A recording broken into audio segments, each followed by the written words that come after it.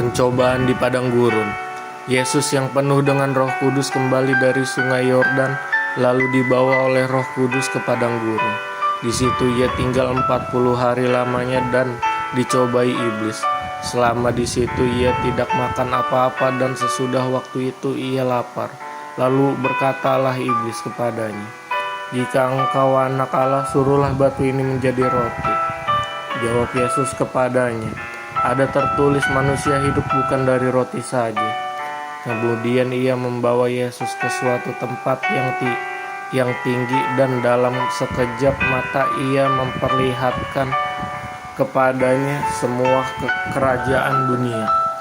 Kata iblis kepadanya, "Segala kuasa itu serta kemuliaan akan kuberikan kepadamu, sebab semuanya itu telah diserahkan kepadaku, dan aku memberikannya kepada siapa saja yang kukehendaki. Jadi, jikalau engkau menyembah aku, seluruhnya itu akan menjadi milikmu."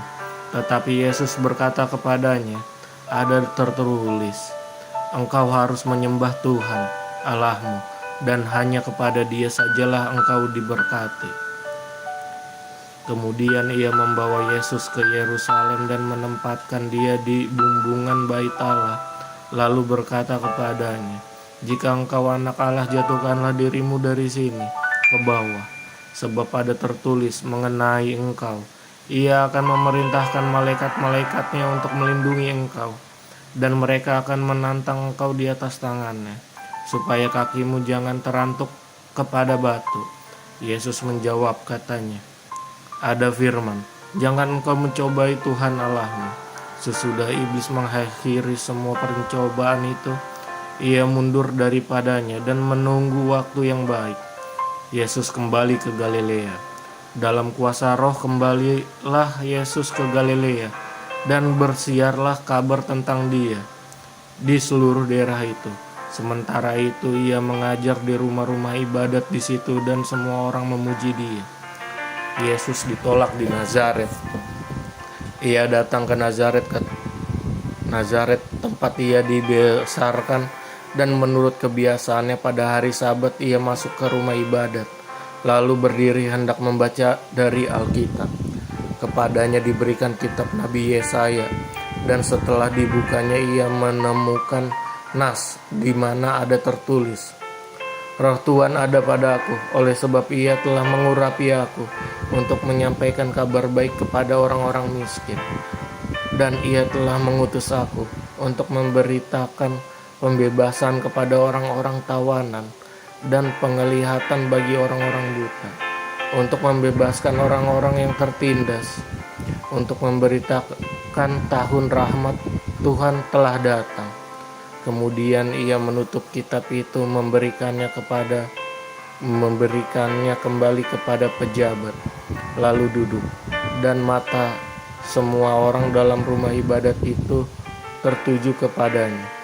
Lalu ia memulai mengajar mereka, katanya, "Pada hari ini genaplah nas ini, sewaktu kamu mendengarnya." Dan semua orang itu membenarkan dia, dan mereka heran akan kata-kata yang indah yang diucapkannya. Lalu kata mereka, "Bukankah ia ini anak Yusuf?"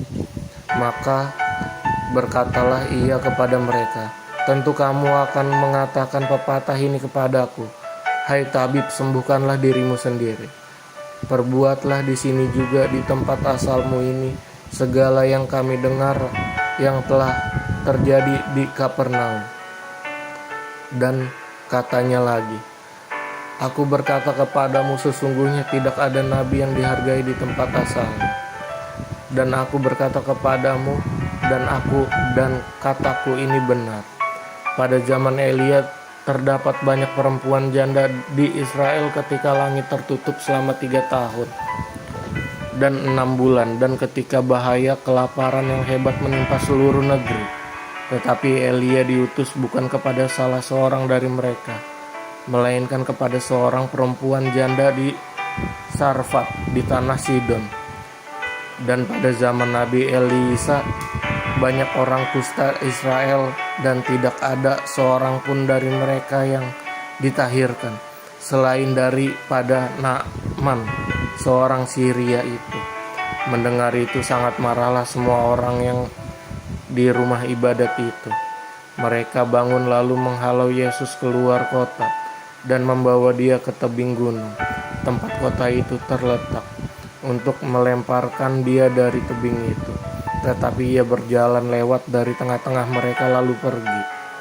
Yesus dalam rumah ibadat di Kapernaum. Kemudian Yesus pergi ke Kapernaum, sebuah kota di Galilea, lalu mengajar di situ pada hari-hari Sabat. Mereka takjub mendengar pengajarannya, sebab perkataannya penuh kuasa. Di dalam rumah ibadat itu ada seorang yang kerasukan setan, dan ia berteriak dengan suara keras, "Hai engkau Yesus orang Nazaret, apa urusanmu dengan kami? Engkau datang hendak membinasakan kami. Aku tahu siapa engkau, yang kudus dari Allah." Tetapi Yesus menghadirkannya, katanya, "Diam, keluarlah daripadanya."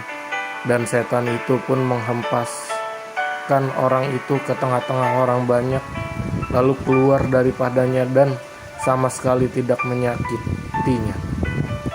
Dan semua orang takjub lalu berkata seorang kepada yang lain, katanya, "Alangkah hebatnya perkataan ini, sebab dengan penuh wibawa dan kuasa ia memberi perintah kepada roh-roh jahat, dan mereka pun keluar."